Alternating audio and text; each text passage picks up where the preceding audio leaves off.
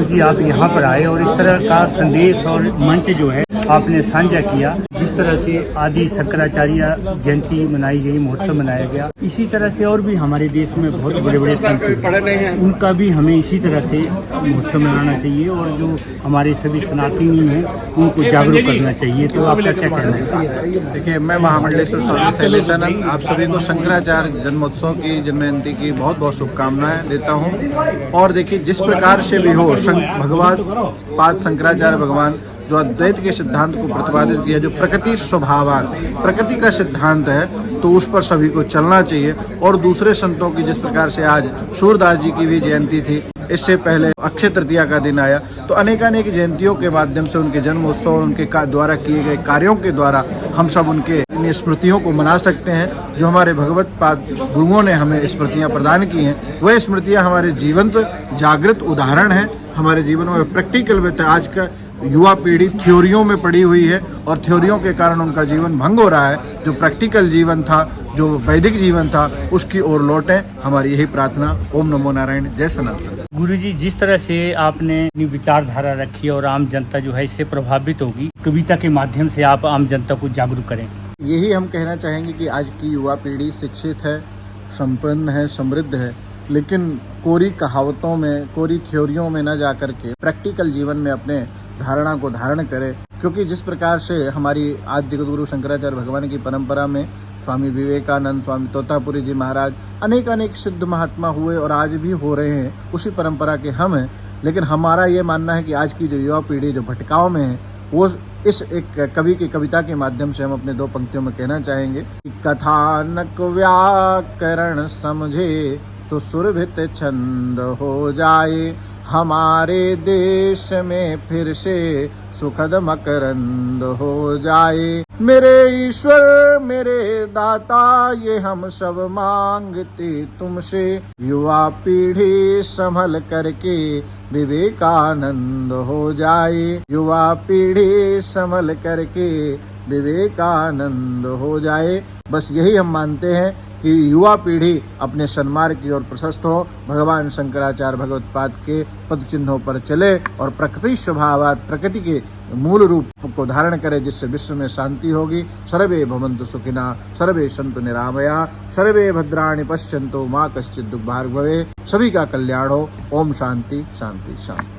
तो गुरुजी, हम अभी 75वां अमृत महोत्सव काल मना के हटे हैं। देश जो है 100वें स्वर्णीय काल का इंतजार कर रहा है। हमारी यशस्वी प्रधानमंत्री मोदी जी निरंतर अपने विजन और मिशन को लेके चले हुए हैं। तो क्या लगता है आपको, जब 100वां काल होगा स्वर्णीय, तो कैसा भारत आप देखना चाहते हैं? क्या उस टाइम पूरे विश्व में शांति होगी? भारतवर्ष तो विश्व गुरु है, था और अभी और ऊंचाइयों पे जाने वाला है, लेकिन आपकी तरफ से एक ऐसा मैसेज उन भारतवासियों के लिए जाना चाहिए जिन्होंने आने वाले 25 सालों में देश का निर्माण करना है, तो कैसा भारत आप देखना चाहेंगे? यही कहेंगे कि सभी प्रकार से सभी भाई बंधु वसुधैव कुटुम्बकम अयम निजापरो वेति गणना लघुचेत सामुदार चरितानाम तो वसुधैव कुटुम्बकम, इस सूत्र पर चलें कि यह संपूर्ण संसार ही हमारा परिवार है और ये परिवार ही हमारे जीवन में सुख शांति और समृद्धि प्रदान करेगा।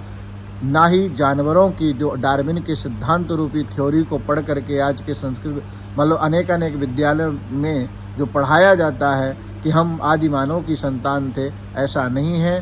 प्रकृति का स्वभाव जिस प्रकार से ब्रह्मा की सृष्टि, उत्पत्ति और भगवान के एको हम बहुत श्यामा के वाक्य के द्वारा इस सृष्टि की उत्पत्ति हुई, और उन्हीं वही कहते हैं कि मैं एक से अनेक हो जाऊं, और वही कहते हैं एको हम द्वितीयो नास्ति, मैं एक हूं, अनेक मेरे अलावा कुछ नहीं है। तो उनके दोनों वाक्यों को प्रतिपादित करने के लिए आज हम शंकराचार्य भगवान की जयंती के रूप में यहाँ पर उपस्थित हुए।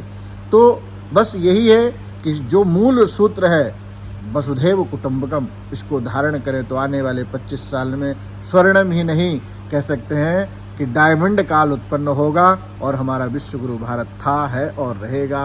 ओम नमो नारायण, जय श्री। बहुत बहुत धन्यवाद संत जी, आपके चरणों में कोटि कोटि नमन। इस पुस्तक में आए हैं, यहाँ उनका कार्यक्रम हो रहा है। ये जो पद्धति है साधु संतों सनातन की, ये शंकराचार्य जी ने शुरू की थी और हमारे शंकराचार्य जो सनातन के लिए काम किया, समाज के लिए काम किया, उसी के इसमें हम कर रहे हैं। और मेरा सब लोगों संतों से और सब भक्तजनों से यही है कि शंकराचार्य का जो हमारा चला आ रहा था गुरुकुल वगैरह, अब सनातन के लिए आप आगे आइए और सनातन के लिए देश के बारे में, भारत देश के बारे में बात कीजिए।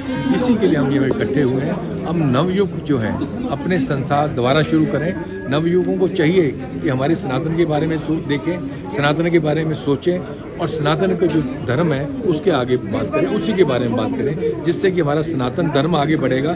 सनातन धर्म आगे बढ़ेगा तो हम जैसे पहले विश्व गुरु थे फिर विश्व गुरु बनेंगे। हमारा बहुत सौभाग्य है, हमारा संत की तरह जो है दो मिले हैं। एक तो संत है जिन्होंने भगवा पहन रखा है, एक संत है नरेंद्र मोदी जी जिन्होंने कपड़े नहीं पहने लेकिन वो संतों को भी संत है। मैं उनका बहुत शुक्रगुजार हूँ जिन्होंने सनातन को 2014 के बाद सनातन धर्म को और हिंदू धर्म को और संसार को और हमारे देश को विश्व गुरु बनाने के लिए काम किया। मैं उनका धन्यवाद करता हूँ और आप सब लोगों से प्रार्थना करता हूँ कि इस इलेक्शन जो आ रहा है उसमें मोदी जी के हाथ मजबूत करें और ये जो इलेक्शन अभी आ रहा है अपने घर जाके छुट्टियां मत मनाएं। मेरा सबसे प्रार्थना है कि छुट्टियां ना मना के एक वोट डालें सनातन के लिए, मोदी जी के लिए। मोदी जी है तो सनातन है। जय माता। महिलाओं के लिए काम करते हैं, हमारा अवार्ड है लक्ष्मी शास्त्री दुर्गा अवार्ड। हम साधु संतों के लिए, समाज के लिए काम करते हैं, पिछड़े लोगों के लिए काम करते हैं, गौ माता के लिए काम करते हैं। हमारा ये जो ग्लोबल संत है ऑल ओवर है, लंदन में भी हमारा ऑफिस है, मेलबर्न में भी है। हम आज चाहते हैं कि हमारा सनातन धर्म जो है आगे आए। गुरु महाराज का बहुत अच्छा संदेश आपने आम जनता के लिए दिया है, इसके लिए बहुत बहुत शुक्रिया, धन्यवाद।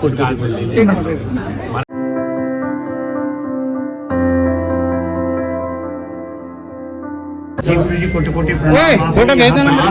शंकराचार्य जी की जन्म जयंती पर आपने यहाँ सिद्ध दी, आप आए यहाँ पर, तो जिस तरह से संदेश राष्ट्र को जा रहा है तो आपकी तरफ से भी क्या सशक्त मैसेज जो है वो आम जनता के लिए जाना चाहिए? कोई एक शब्द कह दें। युवा शक्ति को राष्ट्र से जोड़ना चाहिए और आगे आना चाहिए। जैसा महाराज जी ने उद्बोधन किया, आज युवा शक्ति को बहुत जरूरी है। थैंक यू वेरी मच, बहुत बहुत धन्यवाद। कोटि कोटि नमस्कार।